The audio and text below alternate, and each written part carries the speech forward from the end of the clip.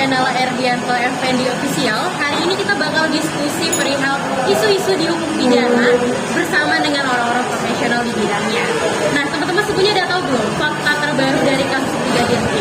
Iya, fakta terbarunya di dalam kasus Brigadir J telah ditetapkan 4 orang tersangka, di mana dalam 4 orang ini ada 1 orang tamtama, 1 orang perwira tinggi, dan 2 orang bintara. Menurut pengakuan daripada Baradae, beliau melakukan penembakan atas perintah.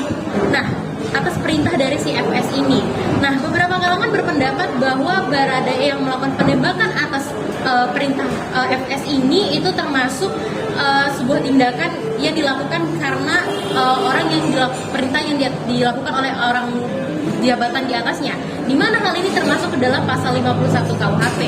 Nah, namun di beberapa kalangan lainnya berpendapat bahwa hal ini tidak dapat dibenarkan karena apabila memang perlakuan Baradae ini termasuk ke dalam pasal 51 KUHP, maka Baradae tidak dapat dipidana. Nah, maka dari itu kita memerlukan pendapat lebih lanjut sebenarnya bagaimana perspektif hukum pidana menanggapi persoalan ini. Nah, sekarang bersama kita sudah hadir 3 orang ahli pidana tersohor di dataran Sumatera nih. Nah, yang pertama itu Dr. Mahmud Mulyadi yang merupakan dosen dari Fakultas Hukum Universitas Sumatera Utara.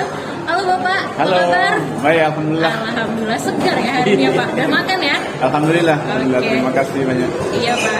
Oke, selanjutnya ada Dr. Erdianto Effendi. Halo Bapak. Halo, Assalamualaikum warahmatullahi wabarakatuh. Udah siap ya Pak diskusi hangat?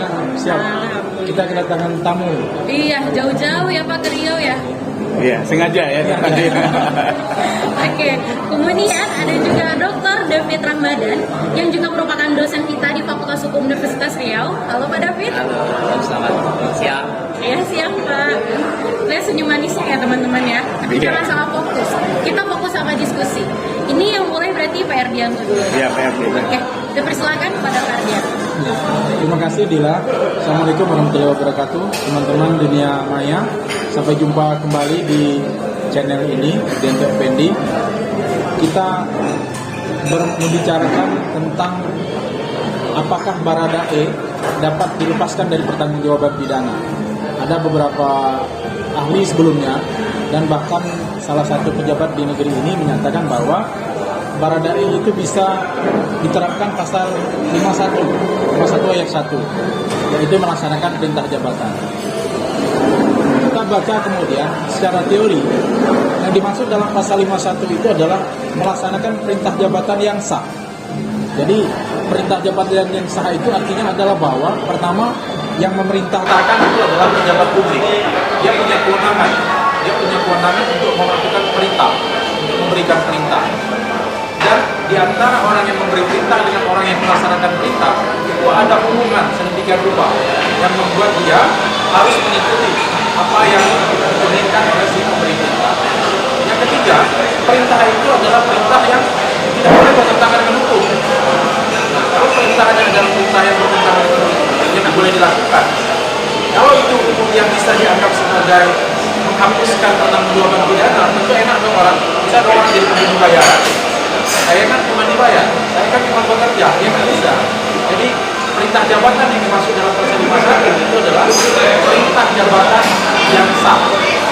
Perintah jabatan yang tidak sah, ya tidak sah. Kemudian mungkin kalau pasal 51 nggak bisa, mungkin bisa ditarik ke pasal lain, pasal 48, yaitu tentang performa. Performa itu ada 3 bentuk. Pertama, performa secara absolut. Misalnya orang yang dalam pengaruh hipnotis, dia melakukan sesuatu, maka dia nggak bisa dikenakan pertanggungjawaban pidana. Itu yang pertama. Yang kedua adalah performa secara relatif. Performa secara relatif itu tidak bisa juga dipidana. Contohnya adalah ketika orang dapat memilih antara melakukan atau tidak melakukan. Dia misalnya ditodong oleh kasir, seorang kasir itu ditodong oleh perampok untuk menyerahkan uang yang ada di kas. Dia masih bisa memilih sebenarnya, tapi kemudian kalau dia tidak menyerahkan uang, maka nyawanya terancam. Nah, kalau nyawanya terancam, karena si penodong menyatakan nyawa atau harta. Kalau kamu tidak serahkan kasir, uang kas yang ada di kasir, kamu akan mati. Nah, dia terancam. Ini termasuk dalam masuk juga dia nanti ke dalam pasal 335 KUHP ya, yaitu menggerakkan orang secara paksa untuk melakukan atau tidak melakukan perbuatan. Nah, yang ketiga adalah darurat, keadaan darurat. Daya paksanya adalah keadaan darurat. Keadaan darurat itu meliputi 3 hal. Pertama, pertentangan antara kepentingan dengan kepentingan. Yang kedua, pertentangan antara kepentingan dan kewajiban. Yang ketiga, pertentangan antara kewajiban dengan kewajiban. Nah, kita bahas satu-satu. Pertama, pertentangan kepentingan dengan kepentingan. Itu contoh adalah ketika 2 orang yang berebut sebilah papan di tengah lautan. Ketika kita menenggelamkan kawan kita yang satu yang sama-sama memperebutkan sebilah papan, itu tidak dipidana. Itu alasan pembenar, alasan penghapus pidana. Boleh. Yang pertama. Yang kedua, apabila ada kepentingan dengan kewajiban. Kita misalnya kewajiban kita untuk tidak mencuri ya, tetapi kita lapar, sangat lapar. Yang apabila kita tidak makan, kita bisa mati ya. Kalau sekedar pengen makan, lalu kita maling, itu tetap salah. Nah, yang ketiga adalah kewajiban versus kewajiban. Misalnya saya pada hari ini harus mengajar, tapi di sisi lain, saya pada hari ini juga harus melaksanakan penyuluhan hukum yang sama-sama ditugaskan oleh kampus. Nah, ini saya harus memilih. Saya harus memilih yang mana. Nah, itu kalau saya tidak melakukan sesuatu kewajiban, itu menjadi sesuatu yang tidak melanggar hukum. Nah, sekarang berkaitan dengan kasus Baradae, apakah Baradae berada dalam perintah jabatan yang sah atau tidak sah? Ya tidak sah. Tidak ada perintah yang boleh membunuh. Membunuh itu tidak boleh. Nembak orang tidak boleh. Kecuali kalau Baradae diperintahkan untuk menembak penjahat yang melarikan diri. Itu mungkin boleh. Jika penjahat melakukan perlawanan, melarikan diri, lalu menembak, itu kan menembak ada SOP-nya kan? Ya, kemudian tidak boleh asal menembak. Tembak ke atas dulu, kemudian tembak kaki, melumpuhkan, sifatnya bukan mematikan. Kalau dia menembak, walaupun penjahat, menembak untuk mematikan, ya itu salah. Itu tidak pidana. Yang kedua, kalau kita tarik sebagai permak tadi ya, nah, apakah ada keadaan memaksa yang membuat Baradae harus melakukan penembakan? Nah, kalau dari cerita yang berkembang hari ini, menurut pengakuan Baradae ini ya, dia hanya diperintahkan oleh MS untuk menembak. Tidak ada paksaan. Yang dimaksud dengan paksaan begini, silakan tembak, kamu harus tembak. Kalau kamu tidak tembak, kamu yang akan saya tembak. Nah, itu baru. Itu mengancam keselamatan dirinya. Atau kalau kamu tidak tembak, keluarga kamu akan saya habisi. Atau rahasia kamu akan saya bongkar. Nah, itu ancaman. Ancaman. Dan dia masuk sebagai pelanggaran pasal 335 dan ini menjadi alasan pembenar bagi dia kalau dia harus melakukan sesuatu yang melanggar hukum. Nah, jadi dalam kasus Baradae, dia masih punya kesempatan untuk memilih. Walaupun ya mungkin kalau dilihat dari psikologi atau teman-teman yang bukan hukum, mungkin dia kan dalam posisi tertekan. Tapi bagaimanapun dia tertekan, dia masih bisa mengelak untuk tidak melakukan. Dan tidak ada paksaan, tidak ada kata-kata kalau kamu tidak membunuh, tidak menembak, saya akan menembak kamu. Itu tidak ada. Cuma disuruh nembak. Seharusnya sebagai orang yang mengerti bahwa itu tidak boleh, dia menghindarkan diri dan kalau perlu mengajukan perlawanan bahwa saya tidak bisa melakukan itu. Kan kita juga dengar banyak cerita, banyak bintara atau tanpa polisi yang kemudian menolak perintah atasannya ketika perintah itu adalah bertentangan dengan. Sebagai pengantar, saya kira itu dari saya. Saya kembalikan kepada Dilan. Assalamualaikum warahmatullahi wabarakatuh. Waalaikumsalam warahmatullahi wabarakatuh. Buka yang sangat ini ya, memanas sekali ya teman-teman. Tapi saya penasaran lebih lanjut nih penjelasan mengenai overmax itu tadi. Karena Bapak bilang tadi overmax itu ada relatif, kemudian ada darurat, di mana darurat ini terbagi atas 3 lagi. Nah, kita tahu bahwa ini adalah struktural kepolisian. Mereka ini dipengaruhi oleh jabatan yang ada di atasnya. Nah, maka bisa dikatakan seperti ini. Mungkin di dalam keadaan saat itu Baradae sebenarnya tidak diancam secara langsung. Hanya saja karena posisinya dia merupakan bawahan dari FS, maka dari secara tidak langsung dia telah mendapatkan ancaman sebenarnya ini Pak. Dan itu kita sama-sama ketahui kan, ini pengaruh dari jabatan struktural yang ada di kepolisian. Nah, maka hal seperti itu sebenarnya apa bisa dibenarkan untuk membuat si Baradae ini dibebaskan dari tindak pidana atau masuk ke dalam kategori pasal 51 ayat 1? Nah, mungkin untuk sesi kali ini kita akan mendengarkan pendapat daripada Dr. Marco. Silakan Pak. Baik, terima kasih Dila. Assalamualaikum warahmatullahi wabarakatuh. Terima kasih atas kesempatannya Dr. Erdianto. Semoga sukses selalu ya. Dr. David. Saya mulai dari statementnya Kabar Reskrim ya, Komjen Agus ya. Pada saat itu Komjen Agus mengatakan bahwa FS adalah menyuruh untuk Baradae melakukan penembakan. Nah, menyuruh itu salah satu diksi dalam hukum pidana yang masuk oleh pasal 55 KUHP, yaitu Dunpleher namanya. Dunpleher. Nah, Dunpleher itu adalah ada seseorang yang ingin melakukan suatu kejahatan, tetapi dia tidak mengotori tangannya sendiri. Dia menggunakan orang lain sebagai alatnya. Nah, di pasal 55 ada dua yang seperti ini. Ada namanya Dunpleher, ada Uitlocher. Kalau Dunpleher itu sama Uitlocher artinya membujuk atau menggerakkan. Nah, kalau persamaannya sama-sama menggunakan orang lain sebagai alat. Dia tidak mengotori tangannya, sering disebut aktor intelektual. Perbedaannya adalah pada Dunpleher, orang yang disuruh tidak bisa bertanggung jawab. Sedang pada Uitlocher, orang yang disuruh dia juga sama posisinya, dia mampu bertanggung jawab. Kenapa demikian? Kalau dia Dunpleher, bahwa seseorang yang disuruh itu, pertama dia bisa disesatkan, kedua bisa dia tidak mampu bertanggung jawab. Nanti operma itu masuk tidak mampu bertanggung jawab atau unsur subjektif. Nah, di antara dua itu saja yang kita gunakan. Misalnya seorang pembantu disuruh belanja oleh majikannya dengan menggunakan uang palsu, itu ada aresnya. Tapi pembantu tidak tahu itu uang palsu. Ketika dia belanja di pasar, maka ditangkap. Pembantu melakukan perbuatan, yaitu membelanjakan uang palsu, tetapi dia tidak tahu itu uang palsu. Makanya bertanggung jawab adalah majikan. Karena itu Dunpleher. Nah, itu. Atau misalnya menyuruh orang gila ya, memukul orang lain. Ada perbuatan orang gila, tapi dia tidak mampu bertanggung jawab. Makanya bertanggung jawab orang yang menyuruh.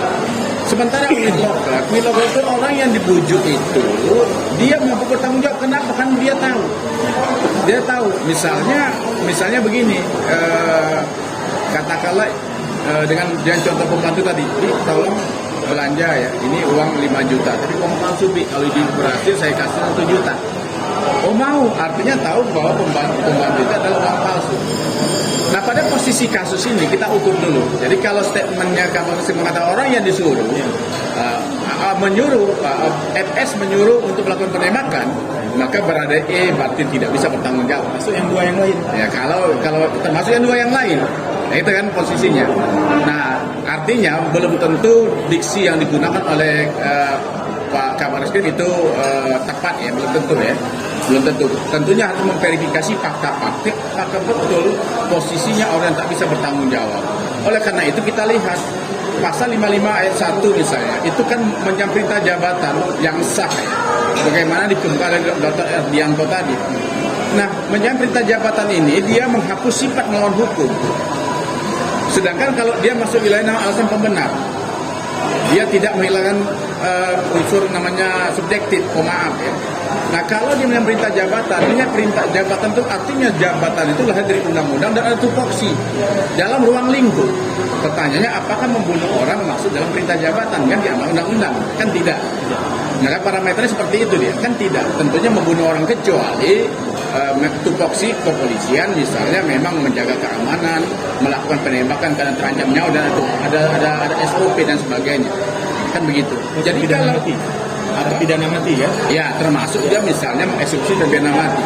Tetapi kalau misalnya FS itu memerintahkan Baradae membunuh, itu kan bentuk tupoksi. Membunuh orang tidak bersalah. Makanya jelas bahwa kalau diikuti oleh Baradae, maka Baradae juga tahu itu bukan tupoksinya, maka Baradae bertanggung jawab. Parameter seperti itu kalau kita tarik ya, supaya jelas. Nah, tetapi kalau seandainya ketika Baradae disuruh melakukan penembakan itu ada ancaman ke dia, ada ancaman ke keluarganya, maka dia tak mampu berbuat, maka Baradae itu bisa kategori oporma. Nah, oporma ini dua posisi, ada yang memasukkannya ke alasan kebenar, ada yang masuk alasan pemaaf, tergantung melihatnya begitu. Dalam konteks perkembangan doktrin ya, memasuk seperti itu. Nah, yang agak samar-samar itu dalam berbagai kasus, tidak hanya Baradae sebenarnya. Sebenarnya ini harus dilihat apakah Baradae bertanggung jawab atau tidak ya. Karena tidak diucapkannya, tapi mungkin saja dia akan tersiksa hatinya kan begitu kan, mengingat jabatan tadi, mengingat bawahan tadi. Nah kalau seperti ini kita membutuhkan ahli psikologis. Ahli psikologis. Kenapa? Apakah posisi dan ahli Han sebenarnya tata negara sebenarnya? Karena ada struktur jabatan itu dengan bawahan mampu nggak dia sebetulnya melakukan perlawanan. Nah, tapi ini samar, tidak jelas kecuali dia ucapkan, misalnya dia harus mengundurkan diri atau dia misalnya mohon maaf Pak, saya tak mampu dan sebagainya. Tidak semudah itu dia menolak itu. Tidak semudah menolak itu karena ini kan jabatan pimpinan kan. Tentunya nyawanya terancam. Nah, kalau berada mau selamat dia harus ungkap semua sehingga nanti akan dipertimbangkan secara psikologis ya. Itu menurut saya kan. Jadi ini posisi yang sulit ya. Saya yakin juga sebagai bawahan kan menjalankan perintah atasan kan. Walaupun kita tahu itu membunuh, tetapi karir dia ya sama-sama kayak PNS kan, seseorang misalnya kasih atau kabit diperintahkan oleh kepala dinas kan, bagaimana dia bisa menolak ini misalnya ya. Secara hukum kita enak aja ngomong dia harus menolak, tapi di dalam praktek tidak semudah itu. Tidak semudah itu karena ada jabatan, kemungkinan dia menolak, dibuang dan sebagainya.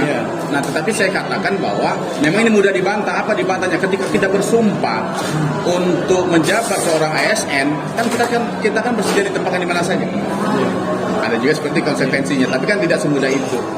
Nah, jadi dua hal itu bisa pembenar, bisa pemaaf. Kalau pembenarnya itu menurut saya agak sulit ya, karena dia tahu itu. Tetapi kalau unsur pemaaf dipertimbangkan lagi keberadaannya, walaupun tak terucapkan psikologi dia. Gitu. Ya. Mungkin saya mau nanya dikit nih Pak. Ya.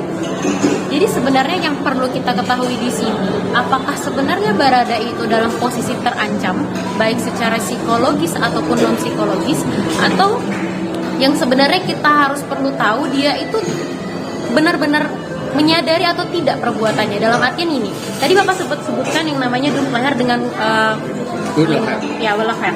Nah, di sini dia posisinya itu kan bisa saja dia baru datang, kan dia katakan dia baru turun dari tangga dan dia diperintahkan untuk membunuh. Dalam artian dia bisa saja tidak mengetahui tindakan yang dia lakukan itu adalah semacam pidana atau tidak, karena itu adalah atasannya yang meminta. Bisa jadi yang dia mintakan tembak itu sedang melakukan tindak pidana, mungkin dalam prasangkanya, dalam hatinya. Nah di sini sekarang dia sebagai bawahan, dia diperintahkan untuk membunuh, dan prasangka-prasangka yang tidak bisa dia benarkan itu tidak sempat dia pertanyakan. Nah, kalau secara spontan misalnya, ini kan kita kan kemungkinan ya, karena kan fakta yang sesungguhnya nanti ya.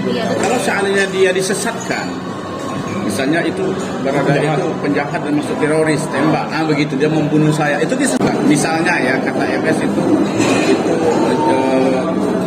Joshua mau membunuh saya atau dia masuk, tolong kamu harus bela saya misalnya, ini kan disesatkan namanya, dia tidak tahu. Nah, perbuatannya itu tetap sadar. Ada perbuatannya kan, kesadarannya ada tetap ada membunuh kan, tapi kesadaran kan disesatkan.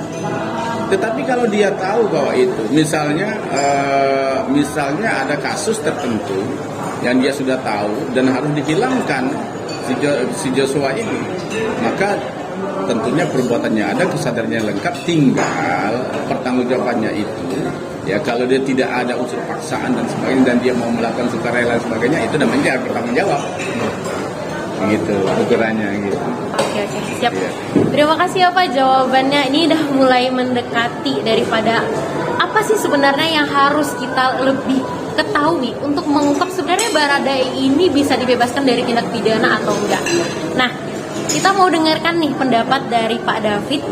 Menurut Bapak nih, sebenarnya Baradae ini harus banget dia mengungkap semuanya dengan sejujur-jujurnya semata-mata untuk menyelamatkan dirinya, ataupun dia setelah dia melakukan kejujuran ini dia masih ada celah untuk nanti dipersalahkan dalam hal ini Pak, karena ya kita bisa melihat bahwa aktor-aktor daripada kasus ini sangat banyak sebenarnya, dan dia salah satu yang paling dari pertama ini dibahas oleh penyidik Pak. Bagaimana?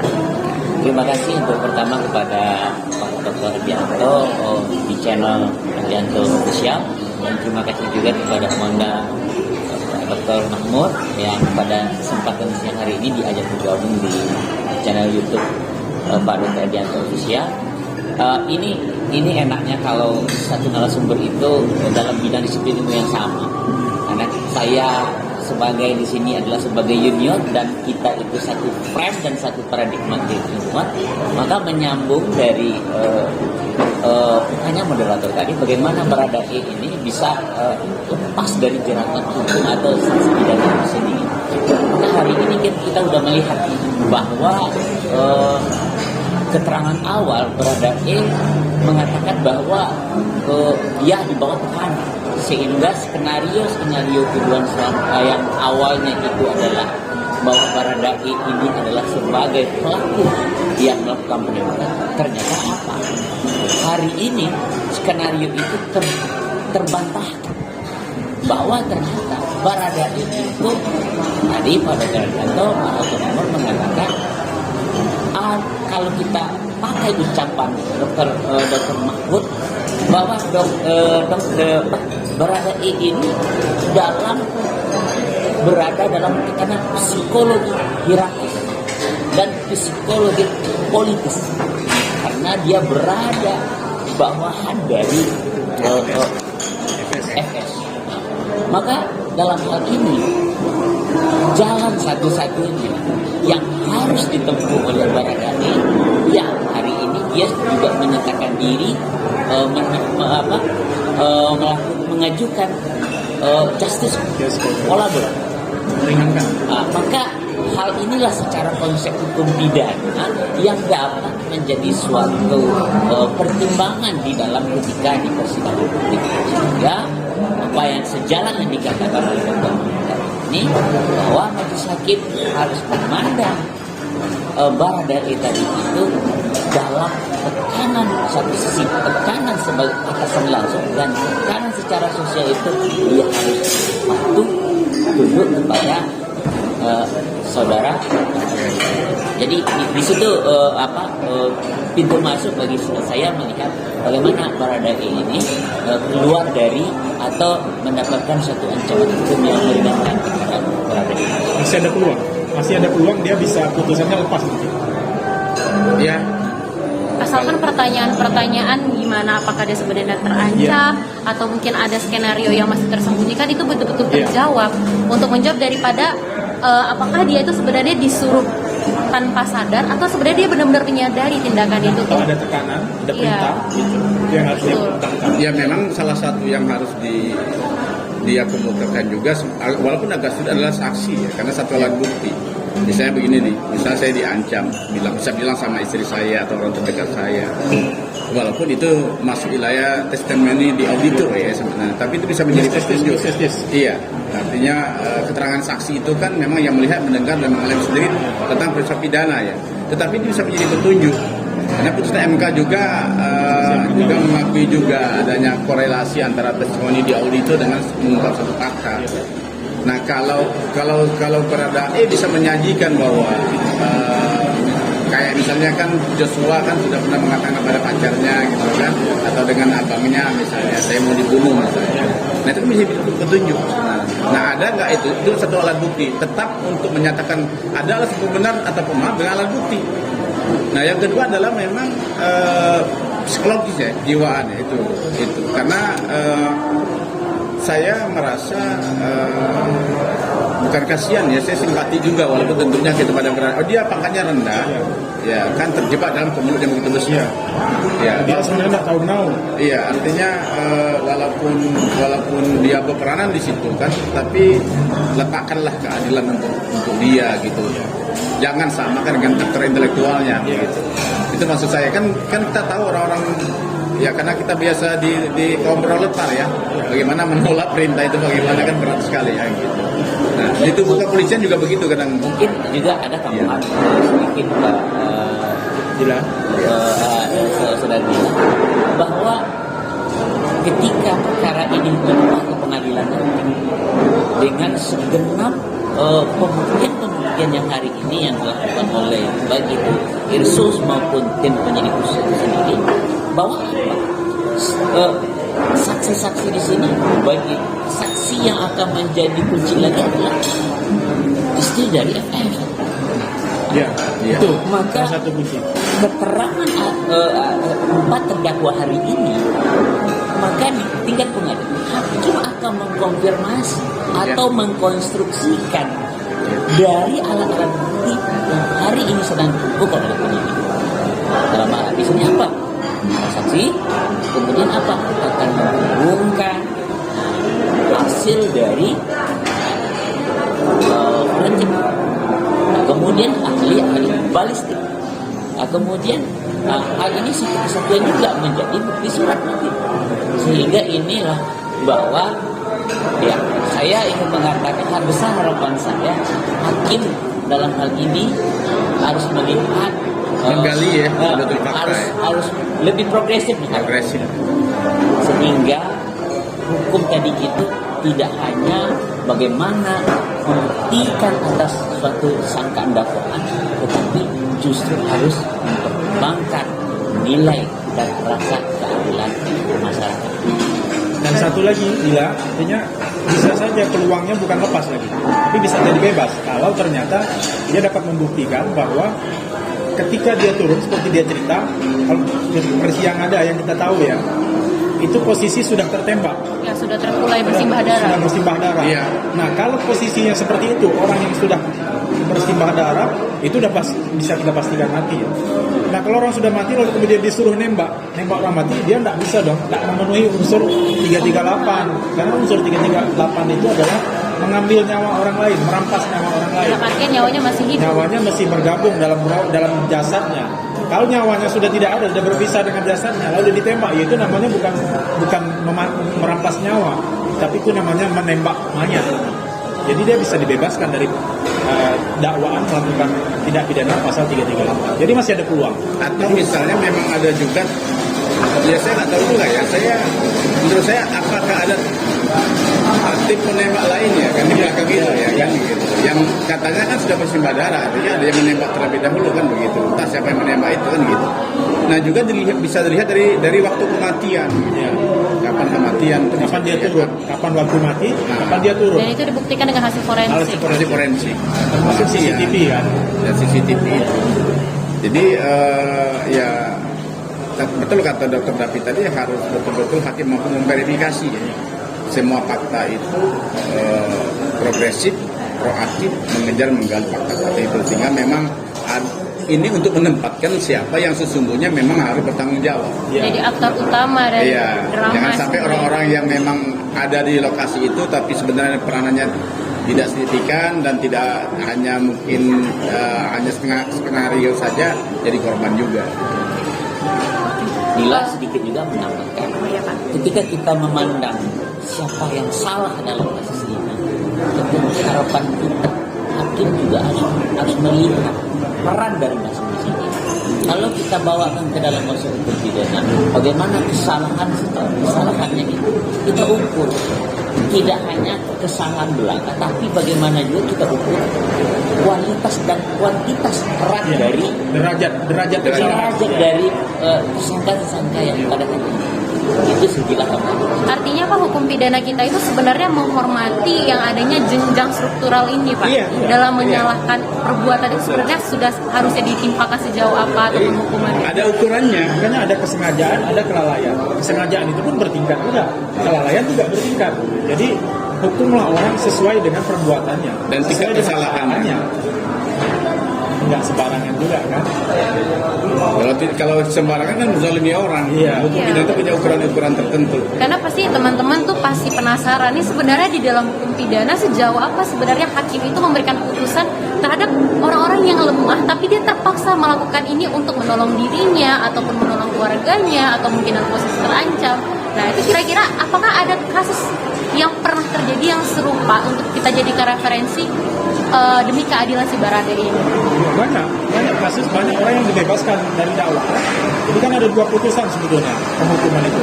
Nah, ada putusan bebas dan ada putusan lepas. Kalau putusan bebas itu dakwaan penuntut umum tidak terbukti.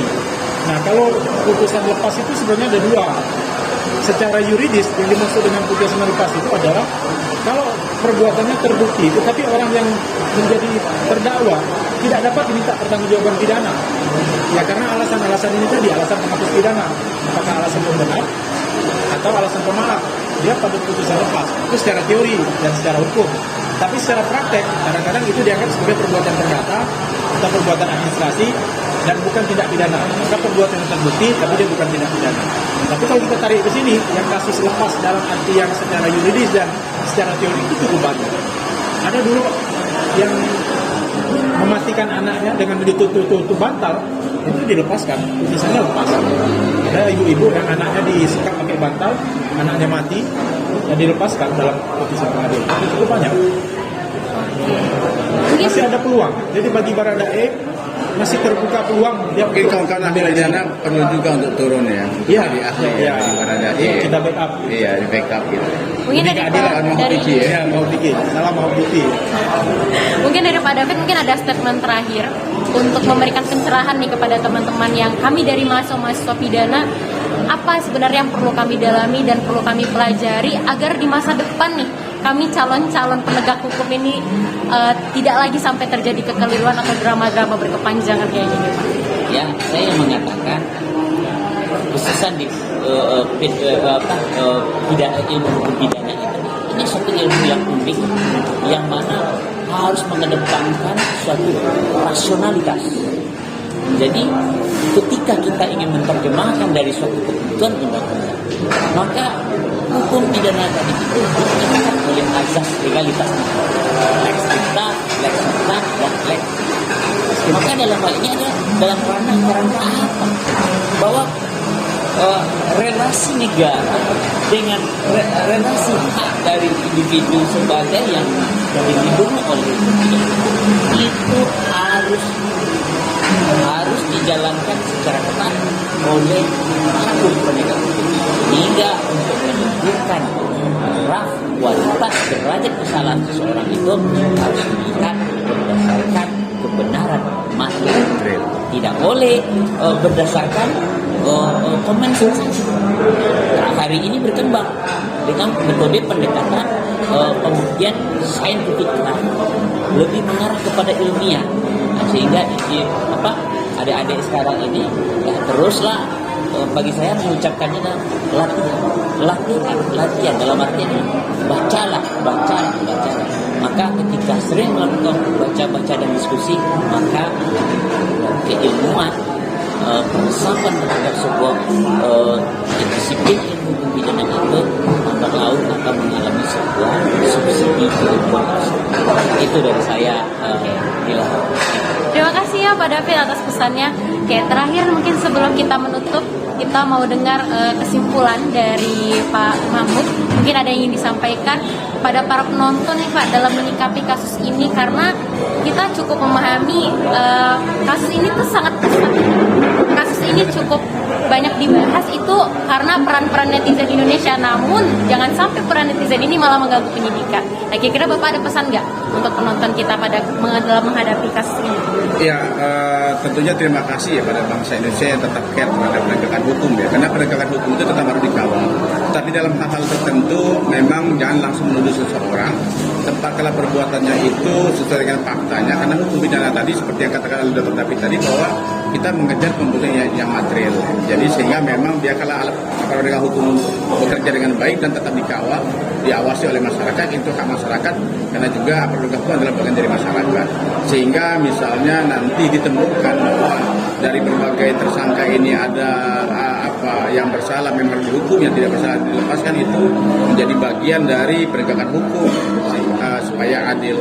Jadi tidak langsung stigma, tidak langsung menghujat, kita harus menjadi masyarakat yang dewasa.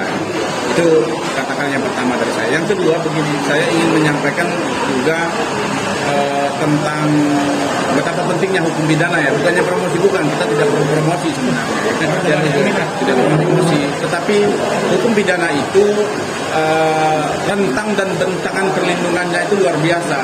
Mulai dari sebelum manusia menjadi janin, makanya ada konteks perzinahan kan. Iya. Nah, diatur persis supaya keabsahan secara positif dan ideologi kan, dan teologis ketuhanan sampai manusia jadi mayat, maka mayat tidak boleh dirusak. Seperti misalnya apalagi membunuh ya. Nah, Hukum pidana itu mulai dari sejak sebelum janin sampai dalam kandungan sampai pada kematian dilindungi. Makanya ada pasal yang tidak boleh merusak mayat. Kenapa? Kenapa ada pasal tersebut? Saya coba tanya dengan berbagai kalangan, mohon maaf, tidak menemukan jawaban memuaskan. Nah, saya ketemu itu pada saat saya nonton film Thor. Ragnarok ya Pak? Nah, ya, waktu Troya ya, kuda Troya ya, penyerangan Yunani dengan kerajaan Troya. Jadi ketika Hektor bertarung sama Achilles ya, Hektor terbunuh. Mayat Hektor ditarik oleh Achilles ke dalam tendanya. Malam-malam Raja Troya datang. Dia katakan begitu, wahai Achilles, putra dewa perang, tolong kembalikan nyawa mayat anakku. Aku malam ini minta ampun kepadamu, tapi tolong kembalikan mayat anakku, karena kami ingin mengadakan upacara dan menghasilkan koin di matanya. Supaya apa? Supaya malaikat tukang perahu mampu mengantar dia ke alam bawah. Nah, tukang perahu itu kan malaikat. Nah, dia orang Yunani itu disi koin di matanya upacara supaya itu ongkosnya. Artinya kesucian mayat itu, keberadaan mayat yang suci itu menghantar kepada alam keabadian untuk menghadap Tuhannya. Anda bayangkan, Anda izinkan begitu sebenarnya kan, tidak boleh merusak mayat. Nah, jadi memang pembunuhan itu katakanlah salah satu yang yang dikutuk dalam hukum pidana ya, tanpa ada alasan pembenar dan sebagainya, sehingga Ancaman pidana paling tinggi. dan pembunuhan itu memang katakanlah tindak pidana pertama di muka bumi ya, muka bumi. Oleh karena itu hukum pidana itu bukan bicara soal doktrina, tetapi hal yang berkembang ya, dia berkorelasi dengan perkembangan teknologi. Oleh karena itu scientific evidence juga dibutuhkan seperti yang dalam kasus ini ya. Ada ilmu psikologi, ilmu psikiater, kemudian juga ada namanya forensik ya, itu juga sangat mendukung dalam bidang hukum pidana. Mari kita awasi kasus ini supaya menemukan keadilan dan kebenaran. Terima kasih. Ya, terima kasih Mahmud. Itu teman-teman, jawaban dari bagaimana nanti Baradae apakah bisa dibebaskan atau mungkin nanti dikena pidana dengan alasan pemaaf, itu sebenarnya bagian dari bagaimana kita mau menghormati daripada jasad Brigadir J ini sendiri teman-teman. Nah, maka dari itu untuk para penonton dalam menyikapi kasus ini, berpikirlah secara saintifik, berpikirlah secara ilmiah seperti yang sudah disebutkan oleh Pak David itu tadi. Nah, tidak ketinggalan saya juga mau meminta statement terakhir nih dari Pak Ergas. Ya, ini konsep dasar hukum pidana kita harus paham. Jadi kita meminta teman-teman mahasiswa, teman-teman dosen, teman-teman praktisi hukum ya, tidak salah kalau kita membuka kembali kitab-kitab lama tentang hukum pidana. Jadi kayak konsep pertanggungjawaban pidana, konsep penyertaan, itu konsep-konsep dasar. Jadi bukan cuma tugas kami para dosen untuk mengajari, tapi semua, ayo kita buka kembali kitab-kitab lama, jadi supaya tidak terjadi bias ya di dalam penyampaian informasi media. Khawatir nanti masyarakat salah. Demikian. Assalamualaikum. Waalaikumsalam warahmatullahi wabarakatuh. Oke, sebelumnya saya sangat berterima kasih ya Pak Mahmud udah jauh-jauh datang ke Pekanbaru mau membagikan ilmunya kepada kita semua, juga kepada Pak David memberikan waktunya di sela-sela kesibukan, dan semoga teman-teman merasa ini bermanfaat sekali untuk teman-teman dalam menyikapi kasus ini. Oke, kalau begitu saya tutup. Assalamualaikum warahmatullahi wabarakatuh. Kita jumpa lagi di video berikutnya. Dadah.